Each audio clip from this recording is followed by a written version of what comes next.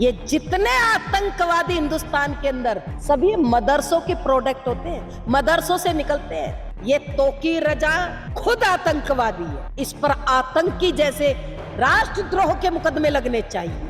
जो बंगाल के अंदर हो रहा है ना, ये मुमताज बानो जो करा रही है, ये केवल और केवल हिंदुओं को खत्म करना चाहती, इसलिए ये हो रहा है। बंगाल के अंदर या तो राष्ट्रपति शासन लगाया जाए या फिर आर्मी के हवाले बंगाल को कर दिया जाए। सरकार ने संशोधन किया है, बहुत अच्छा किया है। मोदी जी का, अमित शाह जी का मैं धन्यवाद करती हूँ। इस पर सरकार को कतई पीछे हटने की जरूरत नहीं है। बरेली में मांग करती हूँ कि तोकी रजा पर कड़ी से कड़ी कार्रवाई करिए, अन्यथा बहुत गंभीर परिणाम हो सकता है। ये गृह युद्ध की तैयारी करा रहे। अरे संविधान को बचाना चाहते हो तो नेताओं को कहना चाहूंगी कि हिंदुओं को बचाओ। जहां जहां हिंदू है वहां वहां संविधान सुरक्षित है। विश्व हिंदू परिषद की नेता साध्वी प्राची यूपी की जिला बरेली आई थी। सर्किट हाउस में उनसे मीडिया ने बात की। तमाम सवाल हुए, सभी के उन्होंने जवाब दिए। बोली, संविधान बचाना है तो हिंदुओं को बचाना होगा। पश्चिम बंगाल के मुर्शिदाबाद का नाम आते ही वहां की मुख्यमंत्री ममता बनर्जी पर बिगड़ने लगी, उन्हें नए नाम से पुकारा। राष्ट्रपति शासन की मांग उठाई, पाकिस्तान और बांग्लादेश तक गई। बरेली में जब आईएमसी प्रमुख मौलाना तौकीर रज़ा खां के बयानों की बात आई तो उन्हें भी बहुत कुछ कह गई। वक्फ संशोधन अधिनियम पर सरकार की तारीफ में उनके मुंह से तमाम अच्छे अल्फाज निकले। आइए आपको मीडिया के सवाल और साध्वी प्राची के जवाब सुनवाते हैं। वक्फ बोर्ड बिल को लेकर तमाम जगह लोग उपद्रव मचा रहे हैं, खास करके पश्चिम बंगाल, तो इस पर आप क्या कहेंगे? देखिए, पहली बात तो मैं ये कहूंगी कि वक्फ बिल बोर्ड पाकिस्तान के अंदर नहीं मेरे भाई, बांग्लादेश में भी नहीं है, म्यांमार में नहीं है, इनके 56 देश है, कहीं नहीं है, हिंदुस्तान में। और ये सब जो हुआ ये नेहरू की वजह से हुआ है। अब सरकार ने संशोधन किया है, बहुत अच्छा किया है। मोदी जी का, अमित शाह जी का मैं धन्यवाद करती हूँ। भारतीय जनता पार्टी की सरकार का धन्यवाद करती हूँ कि उन्होंने बहुत अच्छा किया।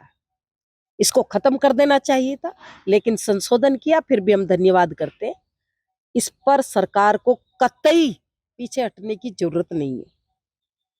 धारा 370 हटाई, पूरा देश मोदी जी के साथ, भाजपा के साथ था। राम मंदिर बनवाया, पूरा देश राममय हो गया था। वक्फ बिल बोर्ड में जो संशोधन किया, बहुत धन्यवाद है। और जो बंगाल के अंदर हो रहा है ना, ये मुमताज बानो जो करा रही है, ये केवल और केवल हिंदुओं को खत्म करना चाहती। ये बहुत बड़ी साजिश बंगाल के अंदर चल रही है, इसलिए ये हो रहा है। बंगाल के अंदर या तो राष्ट्रपति शासन लगाया जाए या फिर बंगाल में आर्मी के हवाले बंगाल को कर दिया जाए। एक दूध मुहे बच्चे को लेकर के एक महिला रात के अंधेरे में निकलती है, क्या उसको दिखाई नहीं देता? क्योंकि मुमताज बानो का कोई भतीजा भाई नहीं मरा उस दंगे में, केवल हिंदू मरे, इसीलिए ये सब हो रहा है। इसको किस प्रकार से रोका जाए और जो लोग ये कर रहे हैं उसके लिए क्या कदम उठाने चाहिए? क्या आर्मी के हवाले बंगाल को कर देना चाहिए भाई, केवल आर्मी बचा सकती है, या राष्ट्रपति शासन बंगाल के अंदर लगा देना चाहिए। पाकिस्तान बनाने की साजिश है?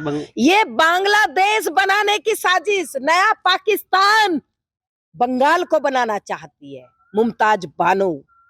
कुछ ना कुछ विरोध करते हैं और भड़काऊ भाषण भी देते रहते हैं। अभी हाल में उन्होंने प्रेस कॉन्फ्रेंस करके प्रधानमंत्री नरेंद्र मोदी को अपशब्द कहे और योगी आदित्यनाथ जी को भी उन्होंने अपशब्द कहा। उनका कहना है कि मदरसों में मानवता पढ़ाई जा रही है, जबकि जो गुरुकुल हैं उसमें हिंसा। क्या कहेंगे? देखिए, कसाब मदरसे से निकला था ना। ये जितने आतंकवादी हिंदुस्तान के अंदर मिलते हैं सभी मदरसों के प्रोडक्ट होते हैं, मदरसों से निकलते हैं। एक भी गुरुकुल का जरा मुझे बताएं हिंदुस्तान के अंदर। ये तोकी रजा ये खुद आतंकवादी है। इस पर आतंकी जैसे राष्ट्रद्रोह के मुकदमे लगने चाहिए। इस पर कार्रवाई कड़ी से कड़ी होनी चाहिए। दीदी अभी तक कोई ठोस कार्रवाई नहीं हो रही, तमाम मुकदमे भी दर्ज हैं और बस हाँ, मैं भारतीय जनता पार्टी की सरकार से आज बरेली में मांग करती हूँ कि तोकीर रजा पर कड़ी से कड़ी कार्रवाई करिए, अन्यथा बहुत गंभीर परिणाम हो सकता है। ये गृह युद्ध की तैयारी करा रहे हैं। सरकार को सोचना चाहिए, समझना चाहिए, सरकार को इस पर कदम उठाना चाहिए। दीदी एक सवाल और उठता है कि लगातार जनसंख्या बढ़ती जा रही है और गवर्नमेंट इस पर ध्यान नहीं दे रही है। दूसरा, मुस्लिम अगर कहें तो वो भी जनसंख्या को बढ़ाने में बहुत ज्यादा लगे हुए हैं। मैं लेकिन यही हिंदू तो कह रही हूँ कि हिंदुओं को बचाने के लिए सरकारों को ध्यान देना चाहिए। अरे हिंदू नहीं बचेगा तो फिर देश में क्या होगा? सोचो, विचार करो। हिंदू सागर से धीरे धीरे धीरे धीरे पोखरी बन गया, या तो बेचारा वो पलायन कर देता है, या फिर वो वैसे भी वो अपनी संख्या नहीं बढ़ा रहा, वो घटता घटता 2 से 1 पर आ गया। एक से अब कहते बच्चा ना बच्ची नींद आई अच्छी।